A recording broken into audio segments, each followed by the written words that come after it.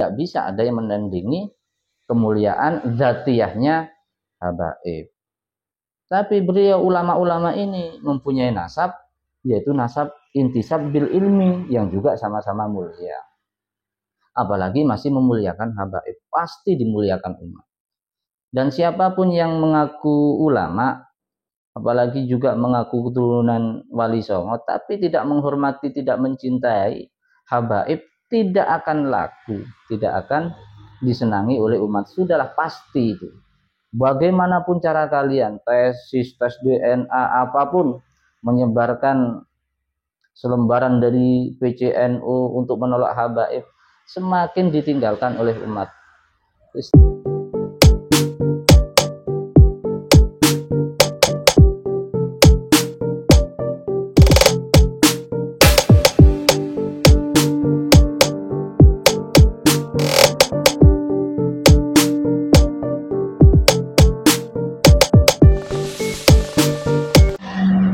Assalamualaikum warahmatullahi wabarakatuh.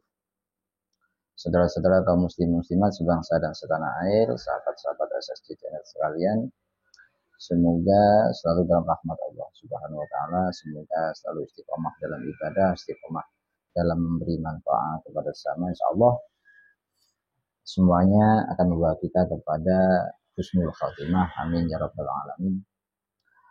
Menyikapi polemik 1-2 hari ini yang sebenarnya ya gitu-gitu aja, tapi tetap harus kita sikapi karena ini katakanlah sebuah bentuk dari kemampuan kita untuk menyampaikan sesuatu yang kita dapatkan. Jadi yang harus kita sampaikan kepada saudara-saudara kita semampu kita. Jadi kita tidak menyimpan hal-hal yang memang harus disampaikan kepada umat.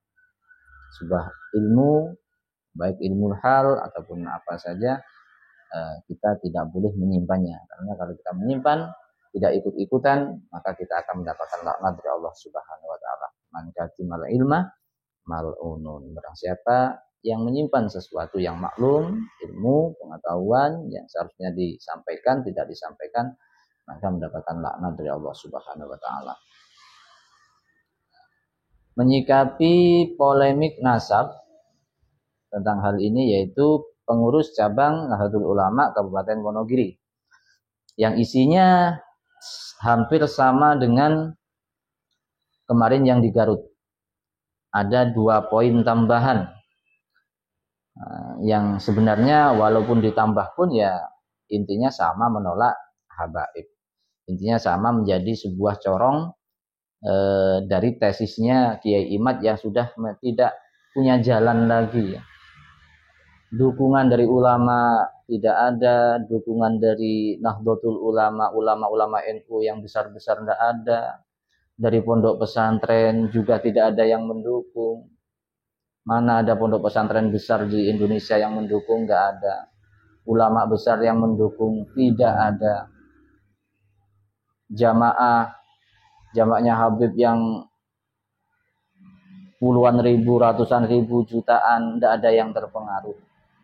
Yang terpengaruh hanya orang-orang yang tidak mengerti agama, orang-orang bodoh, orang-orang goblok yang malah mereka bodohi, yang mereka sesatkan dengan kesesatan mereka. Akhirnya mereka mencoba untuk mempengaruhi pengurus-pengurus NU yang ya kalau kita dalam tanda petiknya pengurus-pengurus NU yang bodoh, yang goblok lah ya. Seperti yang dikatakan oleh Ketum PBNU, orang-orang yang menyoal nasabnya habaib adalah orang-orang goblok. Itu kata Yahya Stakuf, bukan kata saya ya. Walaupun saya mengamini dan saya juga menyebarkan apa yang beliau katakan biar umat itu tahu kalau orang-orang yang menyoal nasabnya habaib itu goblok dalam artian mungkin buta hatinya, goblok hatinya, karena sudah dirasuki iri dengki ataupun memang kebodohan, memang tidak mengenal habaib dan tidak tahu tentang habaib. Baru kemarin juga Ki Said Agil menyatakan kembali bahwa tidak penting pernyataan atau tesisnya Kiai Imad, dan mereka semakin pusing karena semua lini, semua tokoh tidak bisa mereka masuki, sedangkan mereka mempunyai target besar yaitu menggeser kemuliaan habaib karena pondasi ataupun latar belakang mereka menggugat nasab habaib ini karena nasib mereka yang memprihatinkan. Mereka mengaku sebagai pribumi, mereka mengaku sebagai keturunan Wali Songo, tapi tidak mempunyai tempat di hati masyarakat, tidak mempunyai tempat di hati umat, tidak mempunyai panggung, karena lebih umat memilih para habaib. Akhirnya mereka menggugat karena nasib mereka, karena nasib menggugat nasab. Dikira nasab bisa merubah nasib, ya tidak bisa. Yang bisa merubah nasib itu adalah ilmu, ketakwaan, yang bisa membuat nasib itu dimuliakan umat. Itu kan yang sering kalian katakan. Tanpa sadar kalian itu sudah mencoreng muka kalian sendiri. Jangan membangga-banggakan nasab. Lah kalian mencari nasab, membanggakan Wali Songo, tapi ilmunya nol. Ya mana mungkin umat bisa ikut, bisa memuliakan. Terbukti kan kalau pribumi, walaupun nggak usah ngaku-ngaku dzurriyyah Wali Songo, seperti Gus Kausar, kemana-mana jamaahnya luar biasa. Beliau mengakui habaib, mencintai habaib, sangat ta'zim luar biasa. Ini pribumi yang benar, walaupun nggak ngaku-ngaku nasab dari Wali Songo, nasab dari orang tuanya, dari kakek-kakeknya sudah luar biasa. Yang ngaku-ngaku itu yang mungkin malah diragukan nasabnya seperti kalian. Bagaimana Gus Baha ini pribumi, Gus Baha ada di hati, bahkan sampai aksesoris kaosnya semua kita punya. Kenapa? Karena mulia beliau, karena ilmunya, mulia karena ketakwaannya. Ya laku di masyarakat, kemana-mana jamaahnya puluhan ribu bahkan ratusan bisa jutaan, tanpa mengaku dzurriyyah Wali Songo, tanpa menjelekkan habaib. Beliau sangat ta'zim, beliau sangat menghormati, beliau sangat mencintai. Beliau adalah santrinya Mbah Maimun Zubair. Sanad keilmuannya jelas. Mbah Maimun Zubair sangat hormat kepada habaib, sangat mencintai. Guru-gurunya banyak habaib. Beliau orang NU, katanya orang NU nggak berguru kepada habaib. Ya, kalian itu mempertontonkan kebodohan di muka umum. Begitu mau dicintai umat, tidak bisa. Kalian hanya bisa berkuar-kuar seperti itu. Ya, ini dua contoh saja, Gus Kausar, Gus Baha, ada Gus Idam. Siapapun ulama yang menghormati habaib, dia pasti akan mulia, pasti akan disenangi umat. Walaupun pribumi, katakanlah memang secara level nasab, kalau memang habaib itu adalah dzurriyyah Nabi, itu keutamaannya tidak fadlun azimun la adalah bihi syai'un. Tidak bisa ada yang menandingi kemuliaan zatiyahnya habaib. Tapi beliau ulama-ulama ini mempunyai nasab, yaitu nasab intisab bil ilmi, yang juga sama-sama mulia. Apalagi masih memuliakan habaib, pasti dimuliakan umat. Dan siapapun yang mengaku ulama, apalagi juga mengaku keturunan Wali Songo, tapi tidak menghormati, tidak mencintai habaib, tidak akan laku, tidak akan disenangi oleh umat. Sudahlah, pasti itu. Bagaimanapun cara kalian, tesis, tes DNA, apapun, menyebarkan selembaran dari PCNU untuk menolak habaib, semakin ditinggalkan oleh umat. Istilah percaya, kita kaum Nahdien ini sudah mengikuti sejak lama. Jangan dibodoh-bodohi ya. Siapapun ulama yang mencintai habaib dengan keilmuannya, maka dia akan dicintai dan disenangi oleh umat. Dan barang siapa yang mengaku ulama tapi tidak mencintai habaib, tidak menghormati habaib, maka derajatnya akan turun, akan menjadi serendah-rendahnya di mata umat. Ya, nah, ini mau membahas edaran PCNU Wonogiri ya, yang sebenarnya sama dengan di Garut kemarin. Isinya sama, cuma menambah 2 poin. Kita baca.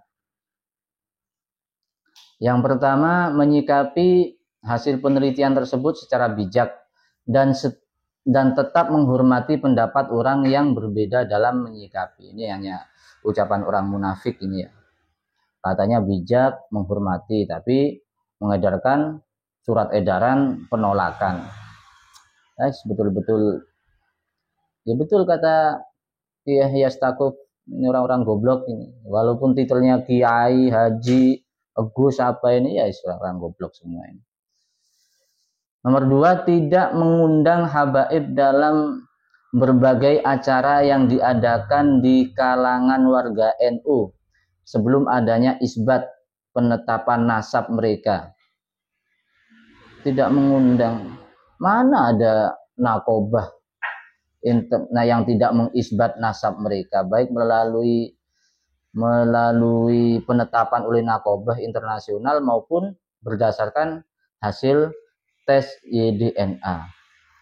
Malah ada yang nantang Gus Kumel kalau ada nakobah yang tidak mengisbat Ba'alawi, maka gratis ke sana. Gak usah Gus Kumel, saya sendiri. Kalau kalian menemukan nakobah yang tidak mengisbat, yang masih aktif sekarang juga, di mana, mari kita ke sana. Gratis, saya yang bayar. Gak usah Gus Rumel. Syekh Mahdi Rojai yang sekarang masih aktif di Nakobah Internasional sudah beberapa kali menyatakan bahwa Ba'alawi itu sah, dan beberapa nakobah yang lain juga. Apalagi tes DNA. Tes DNA ini sudah tahu hasilnya itu, yang mereka yang mengaku itu malah, yang mengaku keturunan Wali Songo itu malah haplogrupnya O. Dan O itu kemana? Nggak ada yang bisa secara genetik dua tata cara, 2 metode, baik dari Dr. Sugeng ataupun Manahem Ali atau yang lain, ternyata semua luput ya. Makanya kata dalam musyawarah debat itu, kata Habib Hanif, haram hukumnya untuk nasab jauh pakai tes DNA. Pakai syariat lah, masa kiai. Semuanya sudah termakan oleh iri dengki yang tadi itu, karena nasib menggugat nasab. Yang nomor 3, untuk merutinkan kembali amaliyah NU, mujahadah, tahlil, yasin, nggak usah diserukan, tetap ini masih diamalkan. Istighosah, manakib juga masih diamalkan, kita juga mengamalkan. Torekoh, hisib, semua kita amalkan. Apa, nggak usah ini ya. Apa karena setiap amalan habaib itu semakin banyak?